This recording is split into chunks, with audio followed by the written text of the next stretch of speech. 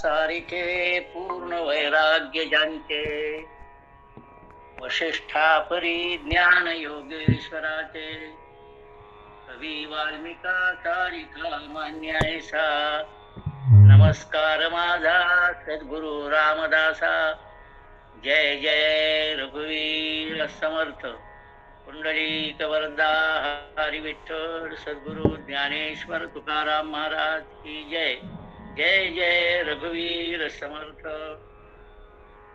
आज आपण मनाच्या श्लोकामधील 62वा श्लोक पाहतो आहोत।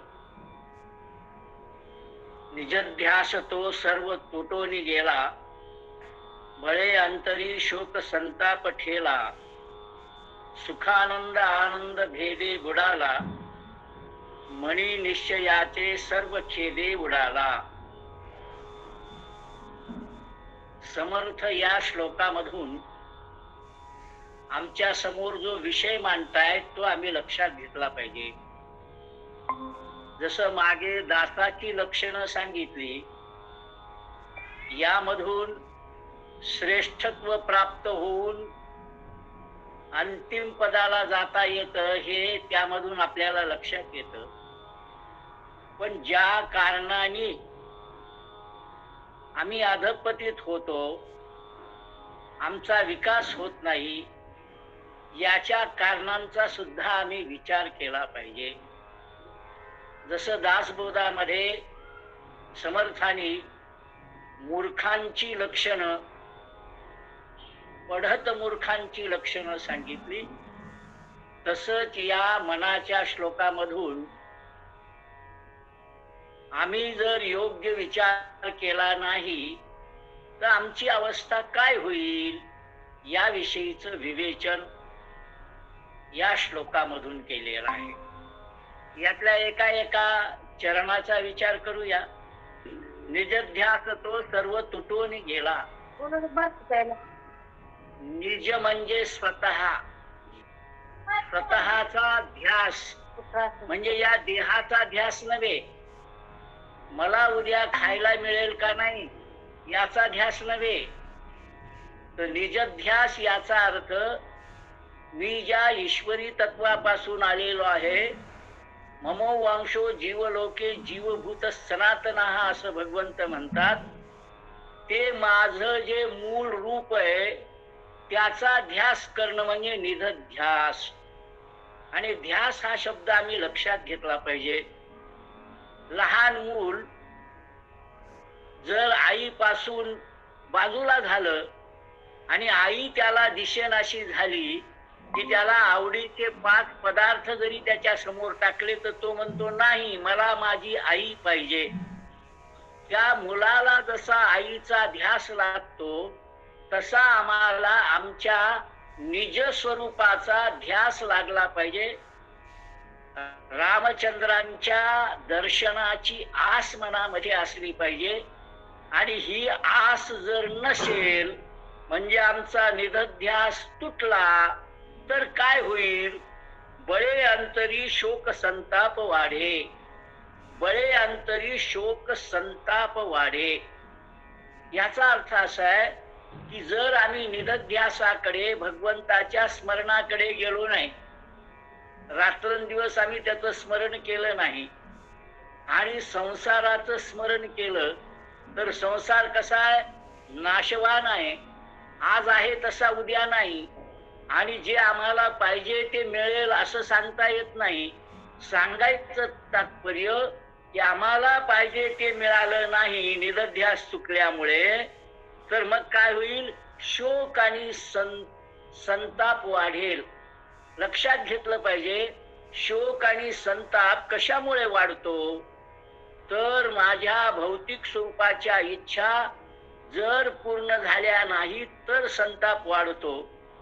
पण भौतिक गोष्टीकडे न जाता त्या भगवंताचा जर निधध्यास घेतला, त्याच्या विषयीचाच अंतःकरणात विषय असला तर मग मात्र आमचं कल्याण होऊ शकतं। पण सामान्य माणसाच्या दृष्टीने तसं होत नाही। सामान्य माणूस साधनेकडे वळत नाही, भगवंताकडे वळत नाही, त्यामुळं भौतिक सुख सुद्धा जर मिळालं तर ते क्षणिक आहे, नंतर त्याचं रूपांतर दुःखामध्येच होतं.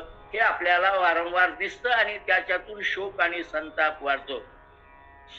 सुखानंद आनंद भेदे बुडाला.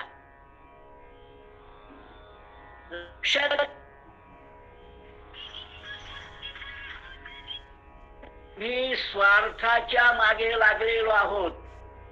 स्वार्थ हा आमचा असा आहे की आम्हाला बुडवतो. लक्षात घ्या, मी एक व्यापारी आहे असं जर गृहीत धरलं तर या व्यापाराच्या दृष्टीने माझ्या समोर येणार गिराईक कोण आहे? तर जे जे भेटे भूत ते ते मानिजे भगवंत. अशा प्रकारचा भाव असला तर त्या गिराईकाविषयी माझ्या मनात कुठल्याही प्रकाराने फसवण्याचा भाव येणार नाही.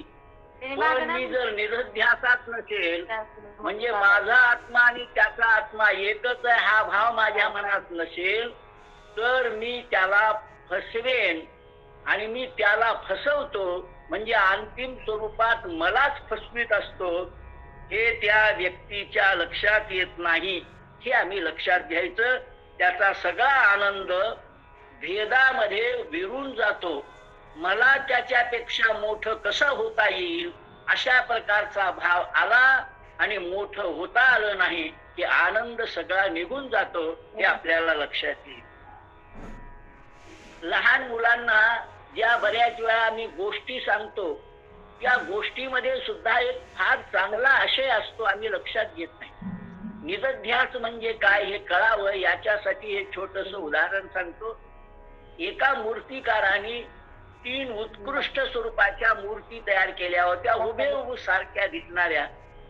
आणि निरनिराळ्या राज्यात जाऊन त्यांनी अनेक राज्य जिंकले. त्यांचा पहिला दुसरा तिसरा क्रमांक सांगा म्हणून, कारण बाहेरून काहीच भेद दिसत नव्हता म्हणून क्रमांक लावता येत नव्हते. पण एका राज्यात एका प्रौढग्रस्तांनी सांगितलं, या मूर्ती जर माझ्याकडे रात्री राहिल्या तर मी उद्या यांचा भेद सांगेन. मूर्तिकारांनी सांगितलं मूर्तीला काही बदल करायचा नाही. त्यांनी सांगितलं ठीक आहे. मग मूर्ती घरी नेल्यानंतर निरीक्षण करताना त्याच्या लक्षात आलं की मूर्तीच्या कानाला छिद्र आहे. त्यांनी त्या कानातून काळी घातली, लवचिक दुसऱ्या कानातून निघाली. दुसऱ्या मूर्तीच्या कानातून घातली, तोंडातून निघाली.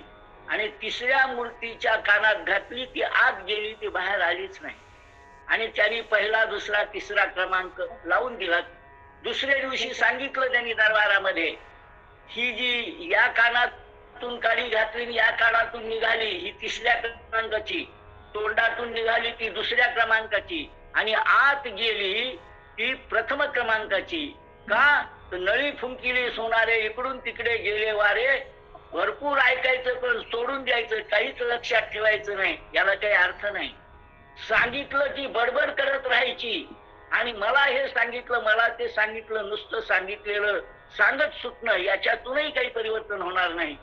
पण मग जे ऐकलं ते आत गेलं, म्हणजे निरध्यास घेतला आणि त्या ग्रंथात सांगितल्याप्रमाणे गीता असेल, भागवत असेल, ज्ञानेश्वरी असेल, दासबोध असेल, मनाचे श्लोक असतील, यांचं अध्ययन केलं, मनन केलं आणि निरध्यास करून ते आचरण्यात आणण्याचा प्रयत्न केला तर यश मिळेल. हे आम्हाला लक्षात आलं पाहिजे. आणि शेवटच्या चरणाचा भाव लक्षात घेता, मनी निश्चयाचे सर्व खेद उडाला. आणि निरध्यासाचा निश्चय झाला नाही, भगवंताच्याकडे मन वळलं नाही, तर मग काय होईल? म्हणाले सर्वच्या सर्व गोष्टी निघून जातील आणि मनुष्य दुःखामध्ये बुडाल्याशिवाय राहणार नाही. त्याला दुःखामध्ये न बुडता परमेश्वराच्या प्राप्तीचा निरध्यास लागला तरच त्याचा विकास होईल. म्हणून काय काय सोडलं पाहिजे हे यामधून सांगितलं. स्वार्थ सोडला पाहिजे हे या अभंगामधून सांगितलंय. आजच्या पुरता आपण एवढंच लक्षात घेऊ.